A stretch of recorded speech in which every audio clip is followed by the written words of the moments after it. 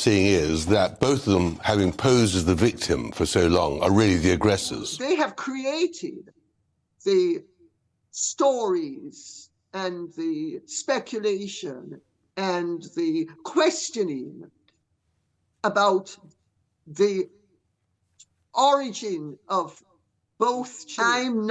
I wasn't born yesterday, and I know that 2 and 2 make 4. They don't make 22. The royal facade is finally cracking, and what Lady Colin Campbell and Tom Bower just exposed about Archie and Lilibet's births will leave you questioning everything you thought you knew about Meghan and Harry's carefully constructed narrative. This isn't speculation or tabloid gossip. These are two of Britain's most connected royal insiders, revealing documented inconsistencies that paint a disturbing picture of deception, manipulation, and calculated image control. From altered birth certificates to missing hospital staff, from vanishing security records to strategic timing that defies basic medical reality, every detail suggests a cover-up so elaborate it makes their Netflix deals look like amateur hour. The polished Sussex fairy tale began to unravel the moment Lady Colin Campbell and Tom Bower, two of Britain's most relentless royal biographers, took aim at the one subject Harry and Meghan have guarded more jealously than their Netflix contract: the true circumstances surrounding Archie and Lilibet's births.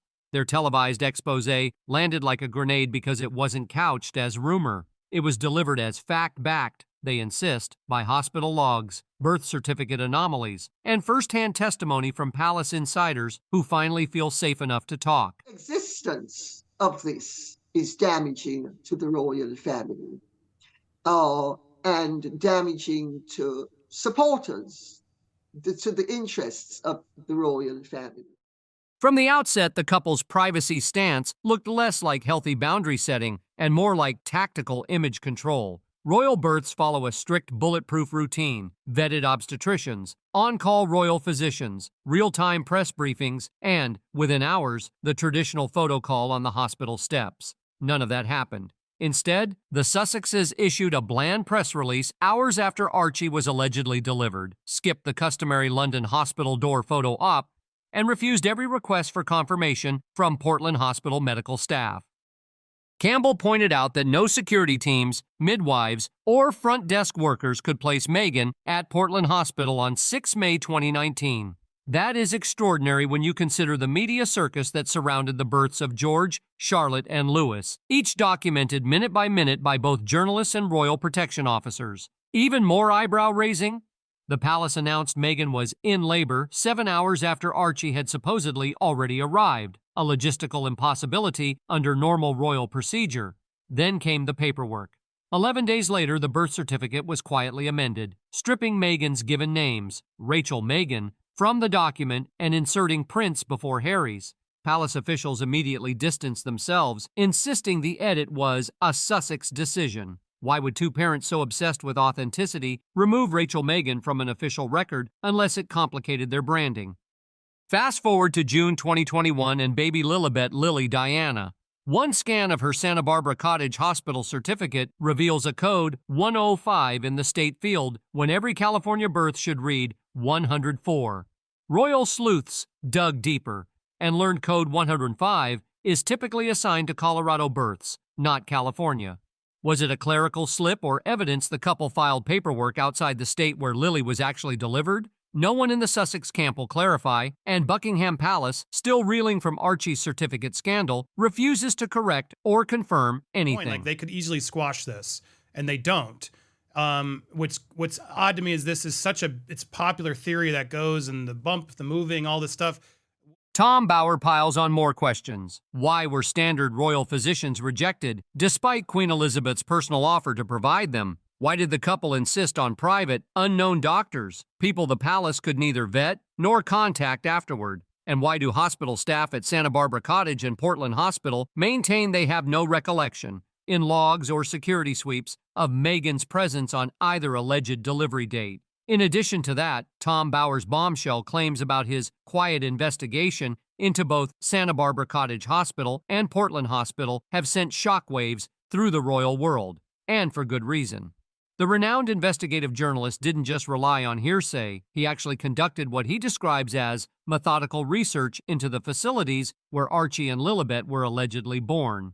His most damning assertion came during a live television appearance, when he stated with absolute certainty that Meghan Markle was not present at the hospital on the day Archie was reportedly born. Bauer didn't stop there. He backed up his explosive claim with concrete details, explaining, "I've spoken to staff. I've checked the facility's movement logs. If she gave birth there, then it happened invisibly, and that's medically impossible." The whole description she does of the Portland hospital, the birth, that was completely fabricated. What makes this investigation particularly suspicious is the complete absence of any traceable evidence that should exist for such a high-profile royal birth. Unlike every other royal delivery in modern history, there were no security alerts, no medical team confirmations, no hospital staff reports, and absolutely no visual documentation of Meghan's presence at either facility. The fact that two major hospitals have zero records of hosting what should have been one of the most significant royal births in recent memory isn't just unusual, it's virtually impossible unless something very fishy was happening behind the scenes. In a vacuum, you could chalk this up to celebrity eccentricity. But Archie and Lilibet aren't Hollywood offspring, they are recognized members of the royal family. If Meghan used surrogacy, the UK public requires that fact be declared for the children to remain eligible members. By withholding or altering records, the Sussexs could be jeopardizing their own children's constitutional standing. That potential constitutional crisis explains Harry's frantic legal threats. Within hours of Lady C's TV claim, Sussex lawyers allegedly warned of defamation suits, hoping to chill further digging. Yet every aggressive legal move only amplifies public curiosity. If the allegation were absurd, why not laugh it off? Why threaten to sue two authors who have never retracted a single royal scoop? Have created the stories and the speculation and the questioning about the origin of both children. Lady Colin has been particularly vocal about how the ongoing speculation surrounding Archie and Lilibet's births represents what she calls an incredibly insulting attack on the legitimacy of the royal family. According to Lady C, the questions of legitimacy are not merely tabloid fodder, but constitute a fundamental attack on the constitutional foundations of the monarchy itself. She argues that by maintaining opacity around the children's births, refusing to provide the standard medical confirmations that have accompanied every other royal birth since 1689, Harry and Meghan are actively promoting doubt about the royal succession while disguising their obstruction as a matter of privacy. Our seeing is that both of them, having posed as the victim for so long, are really the aggressors. Financial desperation gives the story sharper teeth. With Netflix terminating its 9-figure deal and the Sussex content ranking in the low hundreds for viewership, Meghan and Harry can't afford a legitimacy scandal that might obliterate what remains of their market value. Royal experts note that Netflix wants its pound of flesh after investing millions in a couple who delivered weak numbers and an abandoned film adaptation of Meet Me at the Lake. If the children's birth narratives crumble, so does the Sussex brand of authentic family life that underpin their documentaries and children's programming pitches. Buckingham Palace, meanwhile, maintains appointed quiet. Officials know any definitive statement, confirming or denying surrogacy, could either ignite a succession crisis or drag the monarchy into protracted legal wrangling over medical privacy. Insiders whisper that the late Queen privately questioned the secrecy surrounding Archie's arrival, and King Charles is said to demand absolute proof before granting future security allowances or official roles to the Sussex children. Think about it. Every single public appearance with Archie and Lilibet is so perfectly staged, it's almost insulting to our intelligence. She'll show up for a photo opportunity, hold the kids for exactly as long as it takes to get the shot, and then hand them right back to the nannies. It's like watching someone play dress-up with borrowed children. The whole performance is designed to make her look maternal and relatable, but the reality behind the scenes tells a completely different story. What's particularly disturbing is how she uses these children as emotional shields whenever she's facing criticism. Suddenly, she's the protective mother fighting for her family's privacy, when in reality, she's the one constantly putting them in the spotlight for her own benefit. She'll drag them out for a carefully orchestrated paparazzi walk when she needs positive press, then complain about invasion of privacy when the coverage doesn't go her way. Doesn't even look at their child and, want the staff to constantly feed them. She doesn't want anything to do with her own children. They are props in this whole PR game that she is playing to make her look like a loving mother. She is nothing to be admired. Her true self is nasty. She's a bully. Lady Campbell's latest interview delivers her most scathing assessment yet of the Sussex situation, cutting through their carefully crafted narratives with surgical precision. According to Lady C, there is visible proof that neither Meghan nor the baby bump performed in a conventional or expected manner during the pregnancy period, raising fundamental questions about the authenticity of their entire family narrative. At one point, Archie decided he no longer enjoyed being in the abdominal cavity and was therefore going to do a deep dive between her knees. Most damaging is Lady C's suggestion that such bizarre behavior patterns are indicative of what she calls Harry's acknowledged reliance upon substances. This isn't speculation about past substance use that Harry detailed in his memoir, but rather pointed commentary about ongoing issues that might explain the increasingly erratic public behavior and fantastical claims that have characterized the Sussex brand. The royal biographer's assessment suggests that substance dependency could explain the disconnect between their public pronouncements and observable reality, painting a picture of a couple whose credibility has been compromised by chemical influences that cloud their judgment and fuel increasingly desperate attempts at relevance. Tom Bower's latest interview with Dan Wooten is nothing short of a sledgehammer to the Sussex narrative, shattering every glossy surface and exposing the machinery beneath. With the steely authority of someone who spent decades pulling apart royal PR, Bower peels back the cover-up game piece by piece. Meghan's much-hyped first interview wasn't for the British public, but sold exclusively to CBS, a move that signaled, right from the start, total control of the message, total exclusion of real scrutiny. Extraordinary how the whole thing is unravelling. And yet they don't produce any evidence. None at all. Of the claims that they have made against the royal family, for example. But here's the truly damning twist. Portland Hospital, the scene of Archie's supposed arrival, was never part of the plan. Behind the palace's carefully worded statements loomed a different reality. According to Bower sources, Meghan intended a Loctite home delivery, far away from royal oversight or public record. The infamous press releases hinting at a textbook royal labor, smoke and mirrors. Even the basic elements, date, time, medical sign-off, were recast to fit the Sussex script, a script written for maximum control and minimal accountability. For Bower, these aren't isolated episodes. They're the Sussex playbook in action: grandstanding accusations, legal intimidation, and a media echo chamber that softens every contradiction. He's relentless. Remember Meghan's sworn statements denying involvement in Omid Scobie's hagiography or the letter to her father? Both exposed as falsehoods, yet glossed over by lawyers insisting she didn't lie. This, Bower insists, is the Sussex pattern: weaponizing the courts, threatening the press, and then letting their allies spin the aftermath away from the real issue.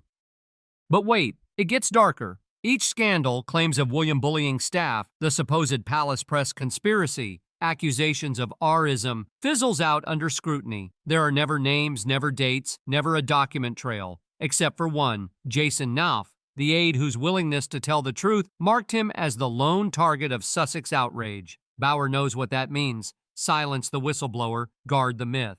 His verdict on Netflix is scathing. Any reputable network would have been run out of the industry for airing 6 hours of unchecked propaganda. No balance, no documentation, no attempt to verify anything beyond Harry and Meghan's version.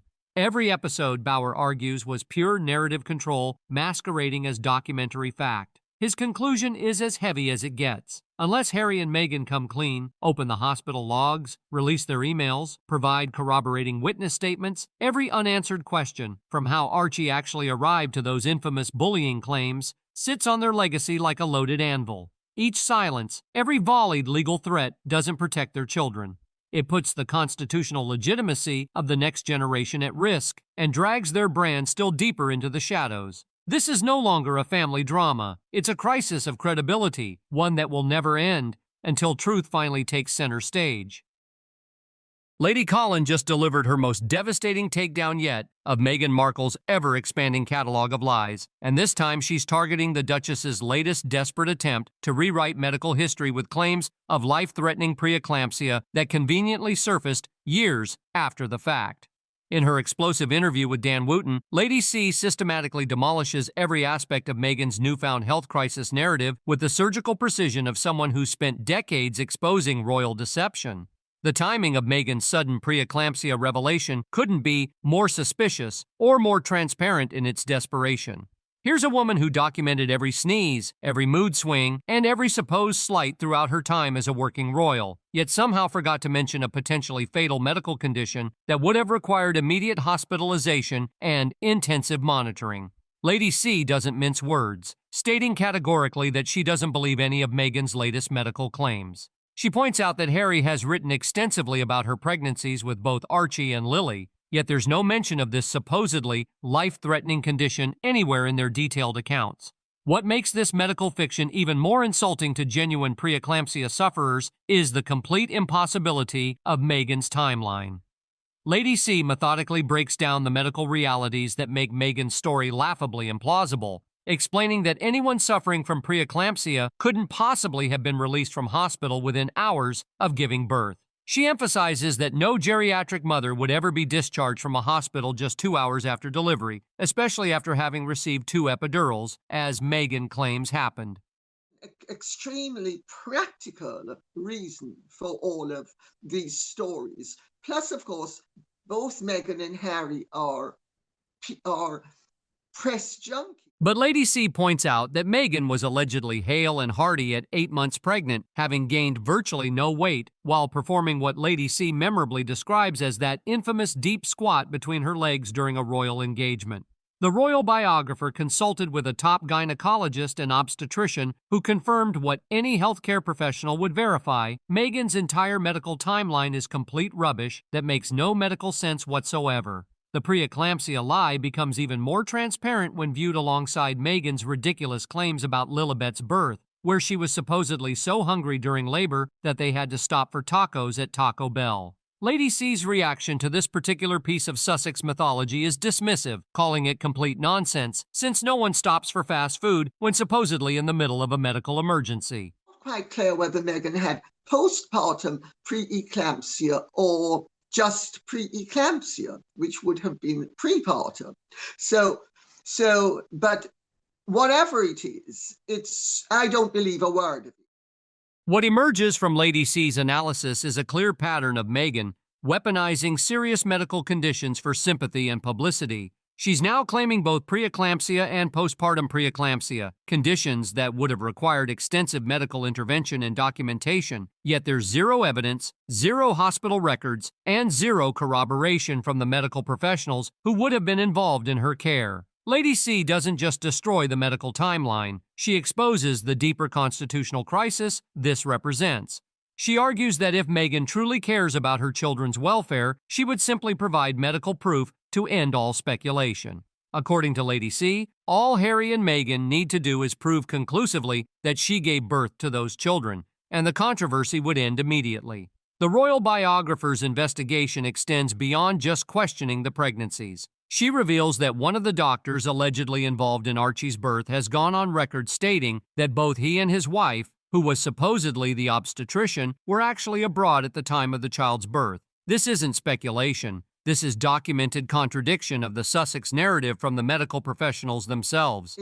If she had preeclampsia, there is no way she could have been released from the hospital very quickly. So the whole thing, it goes, I'm sorry, I don't believe a word of any of it. Lady C's ultimate verdict on Meghan's conduct is devastating, describing her as one of the nastiest pieces of work the public has ever had the displeasure to witness. She characterizes Meghan as deliberately creating mischief designed to damage the prestige of the monarchy and cause problems for the crown by maintaining this web of medical fiction that serves no purpose other than generating sympathy and attention. Until Harry and Meghan provide the medical documentation that should exist for these supposedly high-risk pregnancies, every new health claim they make only deepens public suspicion about the fundamental authenticity of their entire family narrative.